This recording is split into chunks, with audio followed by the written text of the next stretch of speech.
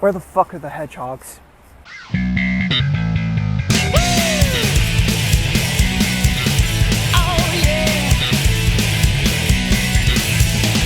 Sonic Adventure 2 is my goddamn jam. Now, I'm not even going to play it neutrality. I've been a fan of Adventure 2 since I played it as a little kid on my original GameCube, and every time I've played it since, I only reaffirm that this game is one of the best of its time. And I'm clearly not alone in thinking so. Sonic Adventure 2 is still one of the most popular games in the series. The fandom absolutely loves it, the characters it introduced went on to define the series for years, and its story is still cited as a high point for the series. Hell, if I somehow managed to get this video out on time, then just yesterday, a movie released to theaters, with the main draw of directly adapting elements from this specific game. But it's not just the story, the gameplay may be somewhat divisive, but it's still generally regarded as one of the best 3D entries in the franchise and easily the best of the adventure era. The soundtrack is instantly iconic, the character designs were on point, we have the goddamn Chow Garden. This is one of my favorite games in the series, hands down. You can argue about its objective merits, but this is just a stone-cold classic for me. And yes, I am very aware this is all nostalgia, and I'm really no better than the butthurt Ocarina of Time fans right now, but hey, at least my favorite is on PC. After Sonic Adventure was completed and released, Sega reacted to the game being a great success by firing 90% of the development team.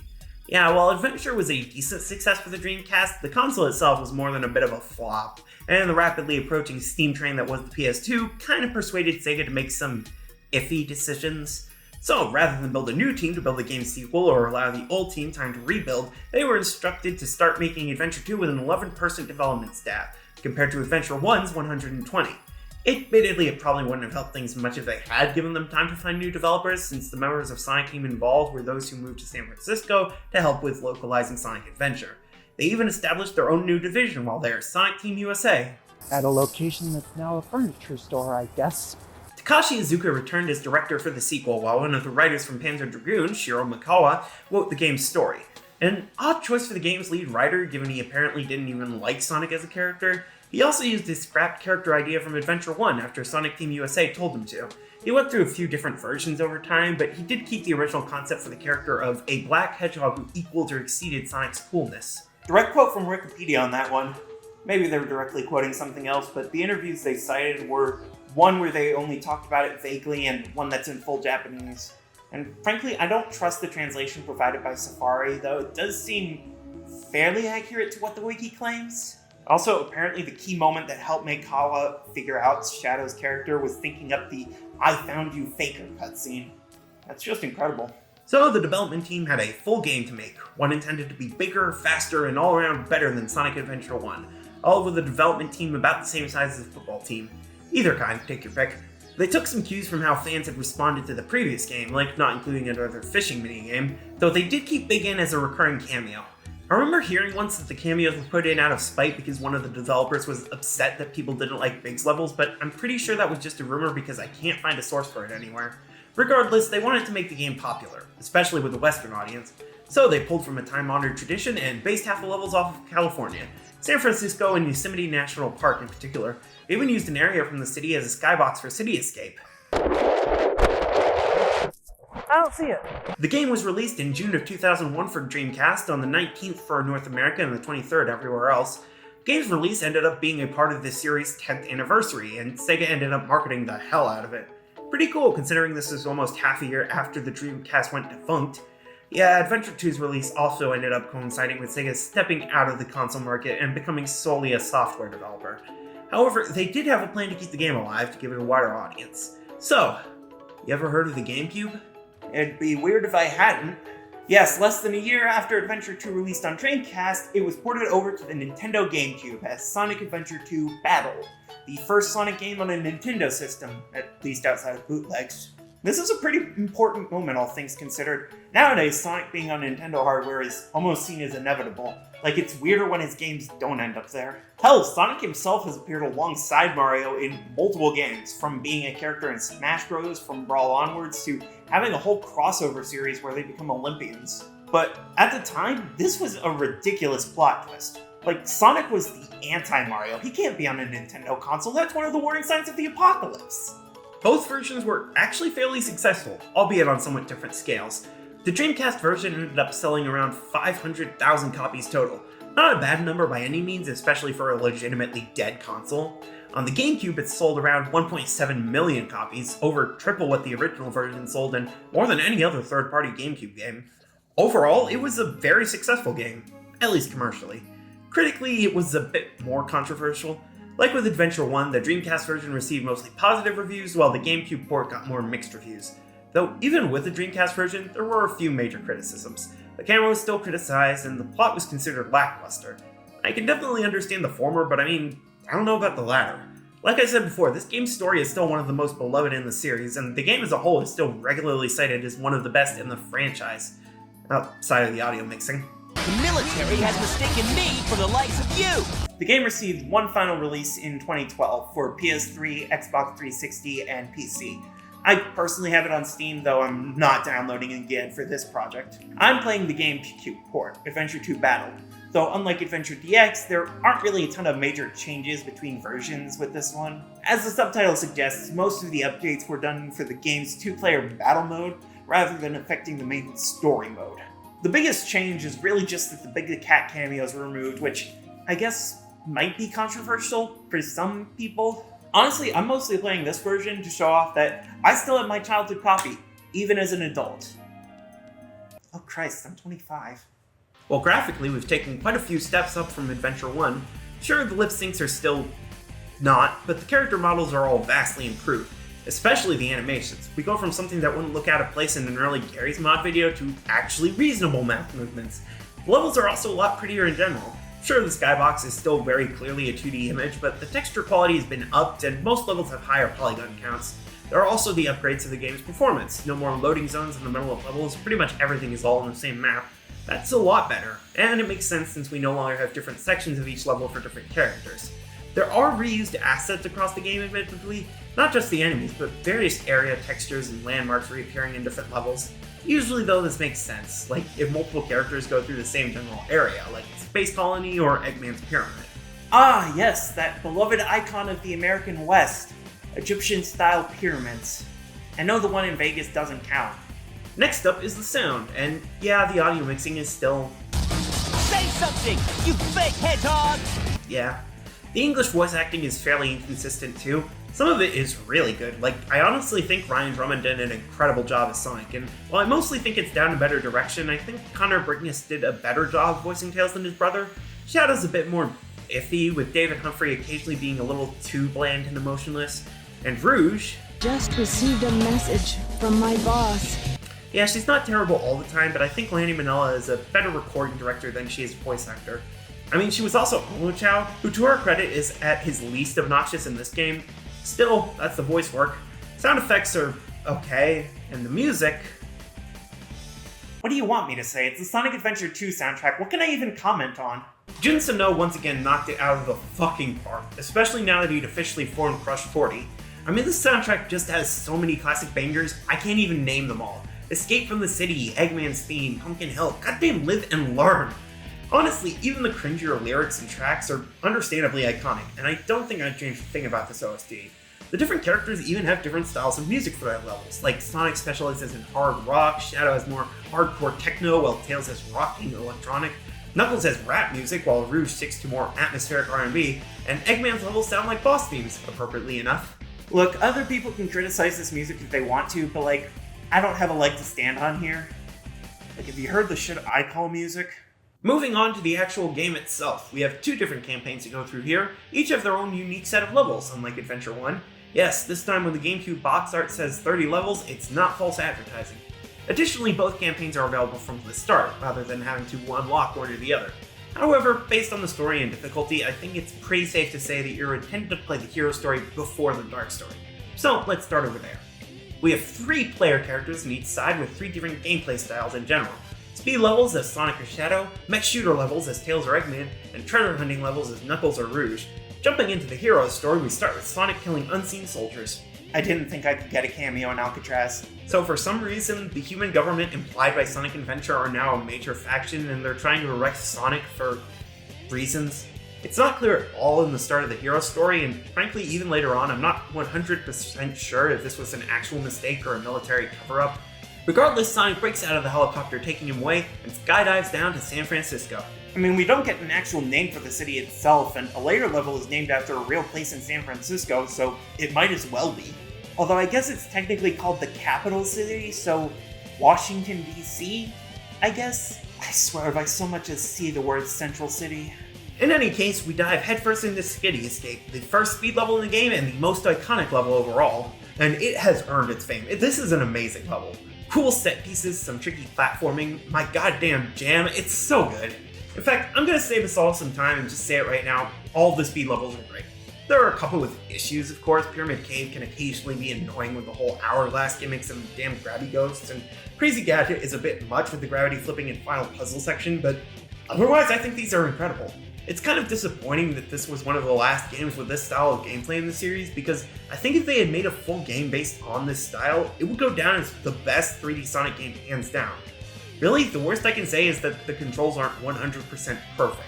They're a lot better than in Adventure 1, tighter and more responsive, but the homing attack is still annoyingly inconsistent, and the light attack power-ups you can get is really not useful. But hey, at least the light dash is easier to use, just having to tap the B button near a line of rings to shoot off. You can still charge light up with the spin dash, but that's just for the light attack, and that's already a super situational ability. Oh, yeah, the upgrades from Sonic Adventure return, albeit with mostly different upgrades and all in the levels themselves. I collected all of them, one in each of the levels, but you really don't have to unless you're going for 100% completion, which I wouldn't exactly recommend. In addition to upgrades though, you can also find Chao keys in each level. See, unlike Adventure 1, we don't have hub areas anymore, so instead you have to find these keys inside the levels to access the Chao Garden. Yes, the Chao return in a much more expanded form. And unlike the last game, I actually engaged with Adventure 2's Chao. I won't go too in-depth here, as it is still a pretty superfluous addition, and for that matter, highly personalized. Unless I want to hook my Wii up to my capture card, I can't even show you my precious angel and demon. However, in each level you can collect these drives full of fluid from the government robots, as well as animals either roaming around, stuck in pipes or boxes, or in Eggman's robots. Giving these to your Chao will enhance their abilities, and if you mostly interact with them with one campaign's characters, they'll grow up to either be Hero Chao or Dark Chao. You also have two mini-games here, Chao Race returning from Adventure 1, and the brand new Chao Karate. Because if you asked me what was missing from the last game's Chao Garden, I would have said a hybrid of cockfighting and baby fight club. I beat up 5 kids with my baby girl Heroine. She is so strong and bloodthirsty. I really didn't expect to get so into the Chao raising in this game, but I honestly spent hours with them. I don't know, maybe it's because it's more engaging here, or because the whole key system made it seem more alluring. Either way, it's a fun little system. But it's not the reason I love the game. It's just a nice bonus. Well, once we abandon our children, we get a boss fight with the gun mech, Bigfoot, which is way easier than I remember. In fact, the boss fights in general are pretty lacking across the game. There are a couple cool ones, like the more platforming-based fight against the Egg Golem as Sonic, and the King Boom Boom fight, which takes advantage of Knuckles digging and climbing, but 3 of them are just trying to destroy the gun mechs, which all look the damn same and just get more projectiles with each fight, and I'll get to the other 5 bosses in a bit. After committing our latest felony, Sonic spots a black hedgehog holding a Chaos Emerald, and concludes the government mistook Sonic for him. Because everyone in this universe is legally blind. Then he sees this hedgehog teleport using the Emerald, our first demonstration of the ability Chaos Control. The hedgehog introduces himself as Shadow the Hedgehog, the ultimate life form, and then vanishes, leaving Sonic to be police brutality. Suddenly, a desert. So, what? Nevada, Arizona, Egypt? Here we see Knuckles having an argument with brand new character Rouge the Bat over the Master Emerald. I can only assume after she already stole it. This doesn't look like Sunset Trail. I do like that Knuckles actually remembers what the Master Emerald can do, presumably remembering what Tikal said about it in Adventure 1. It's a nice bit of continuity between the two games. Then Eggman tries to steal the Emerald only for Knuckles to shatter it. Because a collectathon across half the planet is better than a repeat of the giant Eggman robo. Thus, Knuckles begins to gather the pieces of the Master Emerald, beginning in Wild Canyon. Now, I know a lot of fans have issues with the treasure hunting gameplay in this entry compared to Adventure 1. The main complaint is you can only see the proximity radar for one target at a time rather than all 3 like originally. Combined with the emerald shards occasionally being difficult to see against the background depending on the lighting or just flat out not being visible at all, and it's possible to walk right by an emerald piece without realizing it. This is annoying, particularly in Death Chamber and Egg Quarters, as those are the most maze-like locations. You can't easily get from one part to any other in those levels. You have to just do a loop of the full place and hope you get close enough to pick up the signal. It's clearly more restrictive. but I actually kind of prefer this system. Alright, that's one more group that hates me, so who's next? Here's the thing. The treasure hunter levels in this game are a lot bigger and more complex, since they're all made just for the treasure hunting gameplay. Sure, we start off with Wild Canyon, which really only has a few areas to hunt through, but then we have wide open mountain ranges, or trips through space, or the inside of a government vault. I honestly think for the most part the one target at a time thing helps keep you focused on what you're supposed to be doing. Plus, if the target is out in the open, the only thing stopping you from grabbing it is your own vision, so it's not like it's impossible to grab. I can definitely understand the argument for a free radar system, and there are mods for the PC version if you prefer the Adventure 1 style, but to me it's just not as big a deal as some people make it out to be. And besides that, I think the treasure hunting is so much better all around in this game. The levels are so much bigger and more fun to explore, you have unique gimmicks for most of the stages, and even the upgrades are better. There are a couple real stinker levels, and I'll point them out when we get to them, but in general, I really do like this style across the game. Though the two levels where your radar detects keys are a bit odd in universe. I could buy Knuckles having the ability to detect emerald pieces, but what, does Eggman include timestone pieces in all his keys? Once we clear the treasure hunting tutorial stage, we see Tails flying over the ocean on his way to stage a prison break. By the end of this game, the whole of Team Sonic's gonna end up on the no-fly list. Suddenly, he sees Amy being menaced by Eggman, which has no explanation in this campaign. Amy's presence is weird. She's technically a part of the hero team, but she just sort of shows up here on Bizarro Alcatraz, and her most plot-relevant scenes are almost all in the Dark campaign. She's also not playable, at least in single player. She basically just tags along with Tails and Sonic, occasionally getting left behind for the sake of damsel in distressing. In this case, Tails has to step up and save her, and does so by transforming the Tornado 2 into a mech. I guess he broke his leg during Chaos's attack? So we get our first boss fight against another playable character, a dual boss. There are 5 of these across each campaign, 2 between the mech characters, 2 between the speed characters, and 1 between the treasure hunters. These are more interesting than the fights between playable characters in Adventure 1 since they're not pathetically easy. They have actual health bars rather than just hit counters you have to wear down. However, they're also generally really annoying. This first one between Tails and Eggman is fine, just a matter of shooting your opponent before he shoots you, but the Sonic vs. Shadow fights require either good luck or intelligent mashing, oxymoron fully intended.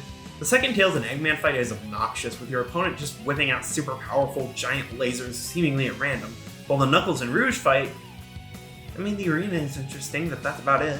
Well, that's most of the boss fights covered at once. After this, we get our first Tails level, Prison Lane, aka Tails commits at least 2 felonies. Yes, one of the most infamous parts of Adventure 2 is Tails' gameplay. It's shared with Eggman and is heavily based on Gamma's campaign from Adventure 1. He never leaves the tornado during standard gameplay, which rubs a lot of people the wrong way. You can technically control Tails on foot in the Chow Garden, complete with flight mechanics that feel completely different from before.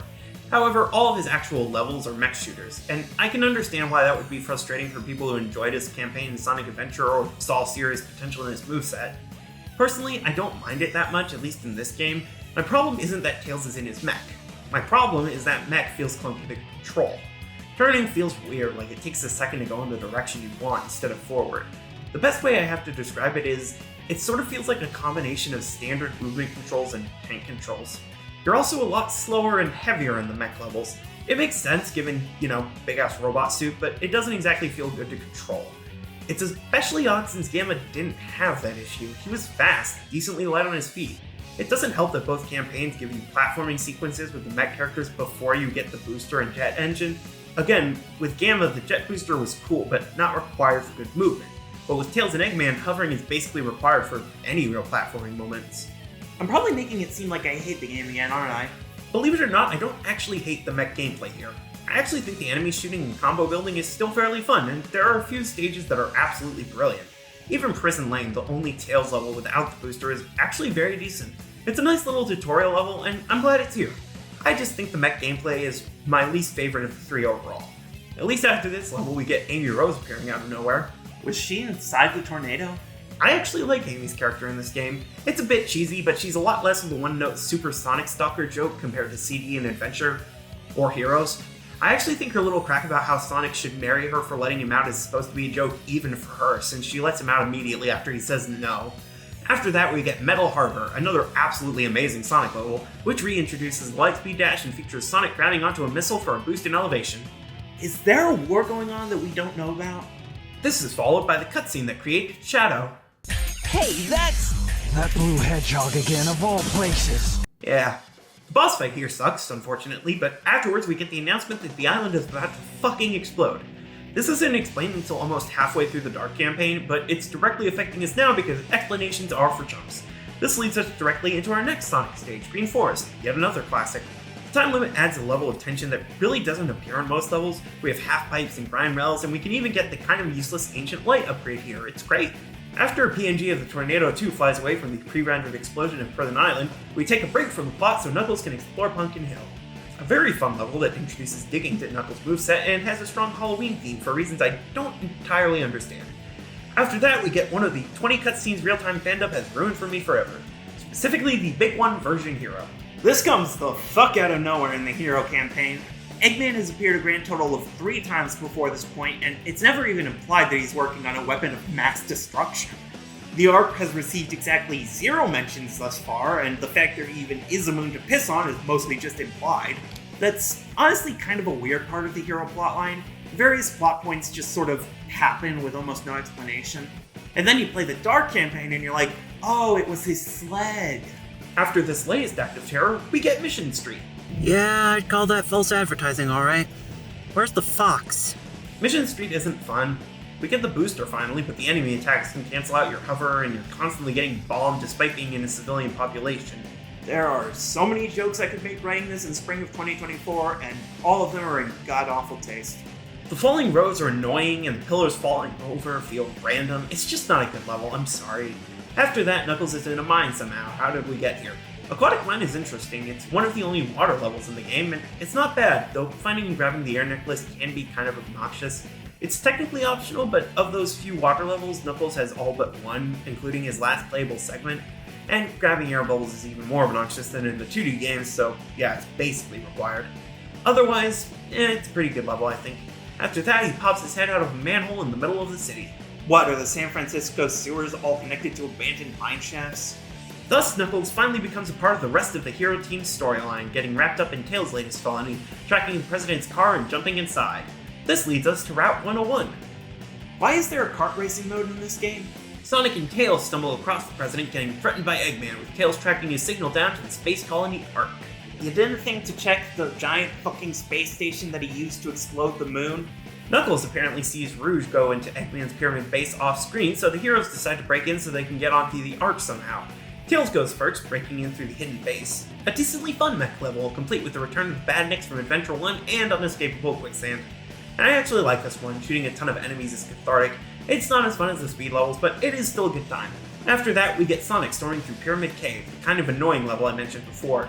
You unlock the bounce bracelet here, which grants Sonic the ability to butt bounce like Pac-Man. Finally! After figuring out how to get to the end of that level, we get Death Chamber as Knuckles, easily the most maze-like level Knuckles has. It's an extremely engaging level, requiring you to look at the map scattered around and figure out where you need to go, but it can also be really frustrating. Then we fight King Boom Boo, immediately followed by Eggman finding us and Sonic having to fight the Egg Golem. 2 bosses in a row, but at least they're pretty fun bosses. I'll take what I can get. After that, Sonic and company hijack a space shuttle that's launching from the pyramid, because reasons. I wonder if we could calculate where the Ark is orbiting, given it takes at most a few hours to get there. They hit an asteroid on the way to the Ark, letting shards of the Master Emerald fly off into space, making counting how many pieces there are in this game a complete headache. Knuckles rage quits being an accomplice, and Tails finally reveals what the plan is. He has a fake Chaos Emerald. So does Etsy, he ain't special. The fake emerald is designed to blow up when used alongside the actual emeralds. So the plan is for Sonic to take it to the control room with the other emeralds while Tails destroys a power supply for some reason, I don't know, maybe it's acting as a locking mechanism. Whatever the reason, Tails goes through Eternal Engine, which is a pretty fun level. There's one annoying leap of faith moment, but otherwise I really like platforming in this one. We also have dynamite packs all over the place that risk sending you sailing off into space, so you actually have to be careful with how you aim your cannon. All around, a good time, and afterwards Eggman kidnaps Tails and Amy off screen. Because of course we don't see it yet, this is the hero campaign, nothing makes sense yet. Knuckles again, continuing the trend of Knuckles having absolutely no connection to what the other heroes are doing. He's exploring Meteor Herd to collect his final Master Emerald pieces, the biggest Knuckles level in the game, though not the most complicated. I really like this one, it's really vertical with tons of ways to get up. Grabbing the power-up in the level, the sunglasses, is a real pain in the ass unfortunately, but it's entirely optional if you aren't going for 100% completion. Meteor Herd is cool, I really do like it. And seemingly the devs did too, because our duel between Knuckles and Rouge takes place here. Not the worst duel in the game, thankfully, but also not the most fun. After coming to a stalemate, they both demand the emerald pieces from each other, and then Rouge almost falls into lava.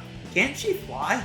Knuckles catches her, and as a backhanded reward, she gives him the emerald pieces she collected, and he's able to put the Master Emerald back together, giving it its most useful power of them all, the ability to change size based on what the animators need from it.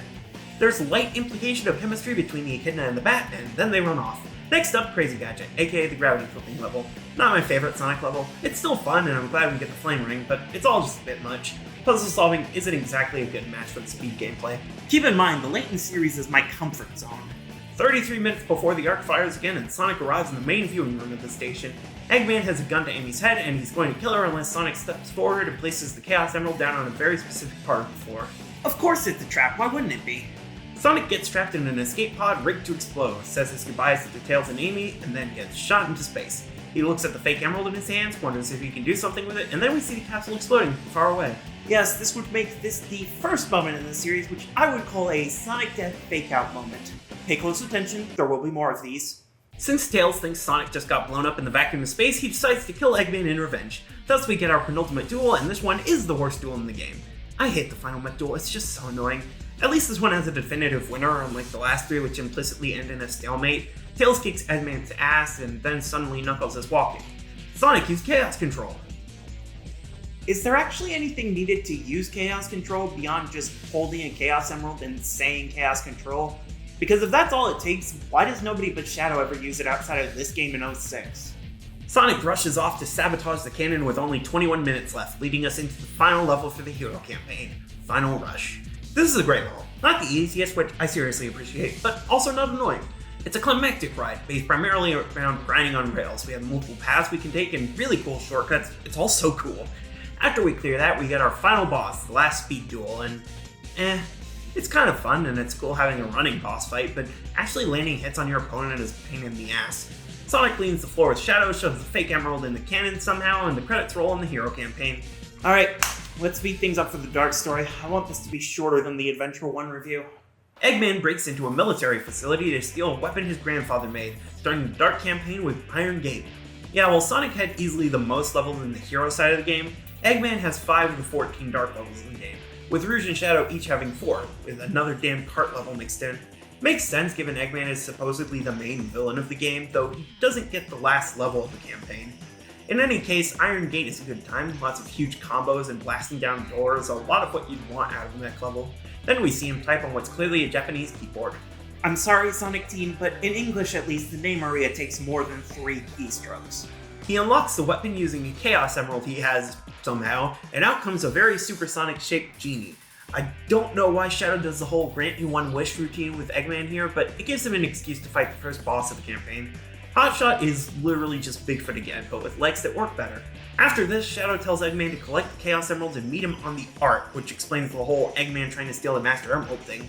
Yeah, most of the Dark story is just explaining previously unexplained plot points from the Hero story, thus we get Dry Lagoon, our first Rouge level. It's interesting, the theming and level geometry is taken from Wild Canyon, but it has Rouge's only water sections and also giant turtles you have to ride. Not bad, not at all, just very odd. After that, Eggman has to get back to his pyramid, storming through Sand Ocean. This is fine. I like blowing up the stone pillars and shooting through the gun robots, but the platforming is annoying since we don't have the jet engine yet, and I wish the quicksand wasn't basically an insta-death.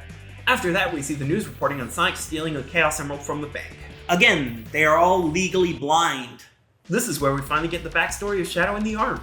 Shadow and a friend of his, Maria, desperately tried to escape from the Ark 50 years ago, only for the gun soldiers who raided the colony to shoot the little girl. Shadow swears revenge, which, understandable, and we dive into Radical Highway.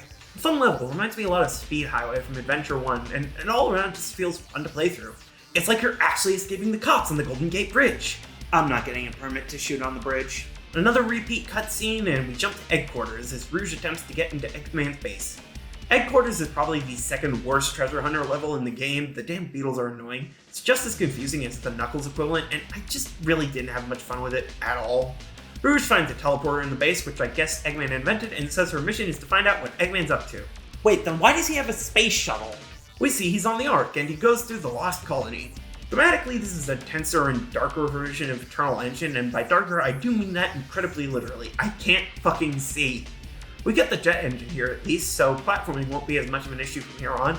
Eggman reaches the central control room and meets with Shadow, who tells him the Ark houses a weapon capable of destroying an entire planet, his exact words. So it's the Death Star again, just slightly less circular after firing.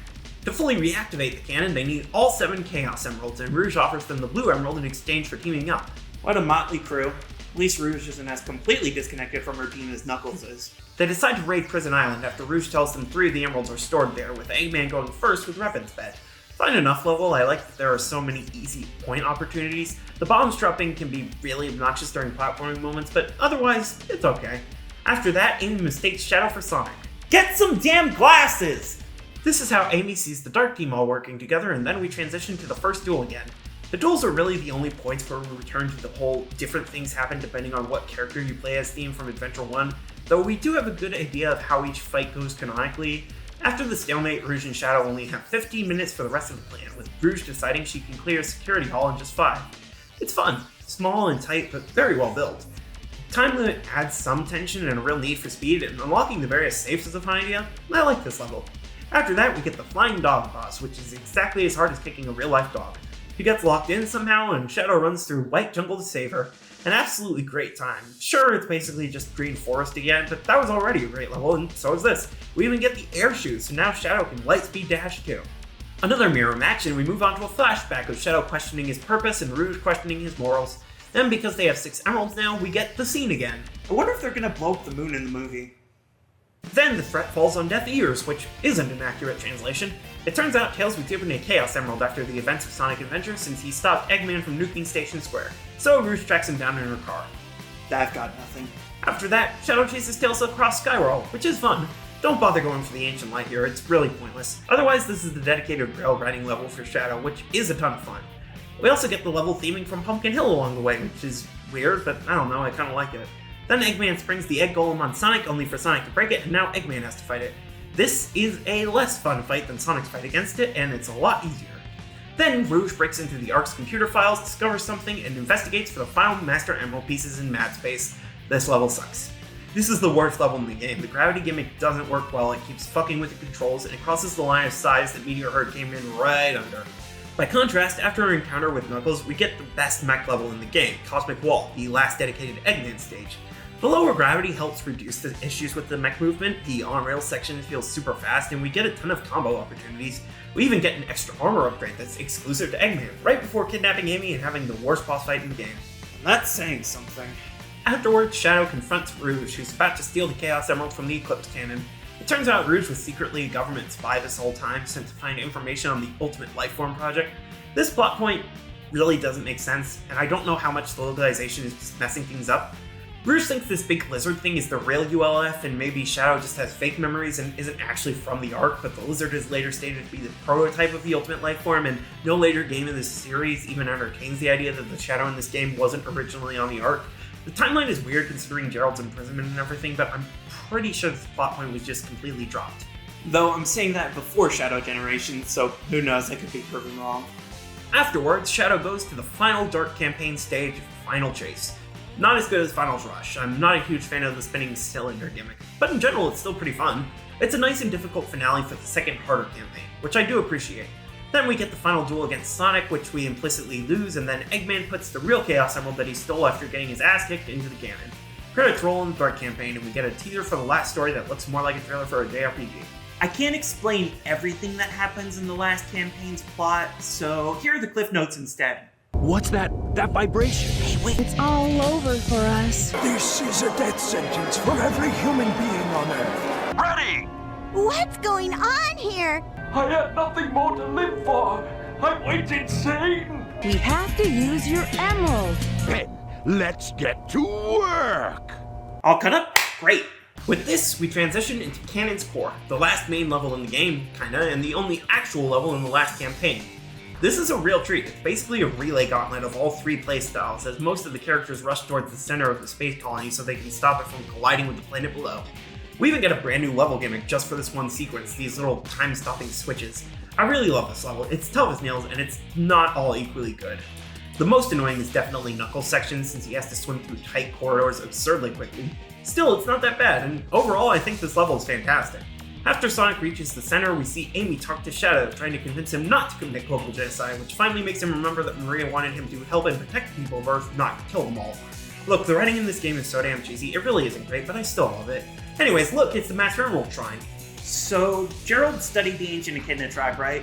That's why all his robots look like bizarro Chaos knockoffs, and he has a full replica of the Angel Ireland Shrine in his space station. Does that mean he intentionally modeled Shadow after Supersonic?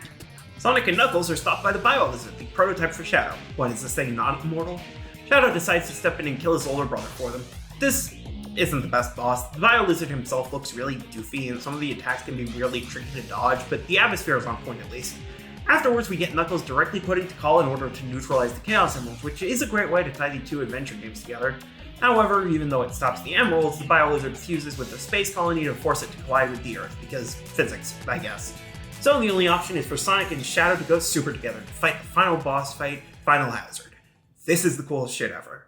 The fight is far from the hardest thing in the world, just his randomly appearing tumors, but getting to control Supersonic freely in all 3 dimensions for the first time, the climactic feeling of destroying the final boss in space, the absolute bop that is Live and Learn. There's a reason almost every Sonic game after this based their final bosses on this one. Then Shadow loses control while teleporting the Ark back into orbit, falling to the Earth and dying. Sure he did. That's the end of Sonic Adventure 2, one of the coolest games I've ever played as a kid. Yeah, this is very much a child's conception of what makes something cool. Moral ambiguity, random one-liners, the sheer edginess surrounding Shadow's whole character, and especially the butt rock. I can't deny just how corny this can be. But that's also what I love about it. It's a sort of sincerity and honesty that can be lacking in a lot of games. They didn't make this because they thought they were above it all or wanted to make fun of their fans. They made it because they sincerely thought it would be the best they could make. Well, that's Sonic Adventure 2, a very flawed game that is still probably my favorite in the series thus far. It's not perfect, not by a long shot, but I generally prefer this game to, say, 3 and Knuckles. Adventure 2 has more problems, yes, and the low points are generally a lot lower, but high points also feel a lot higher, and I feel like we hit more of those as well. Obviously, though, this is just my personal opinion, and I can't deny the possibility that nostalgia played a role in how I saw it. I mean, probably not a huge role, honestly, considering I also grew up with Four Swords Adventures and Mario Sunshine. How'd that help them? Still, I think this is genuinely a great game, and a must-play for any Sonic fan. But I'm still not going to see the movie. I'm not going through all that. Sayonara, Shadow the Hedgehog.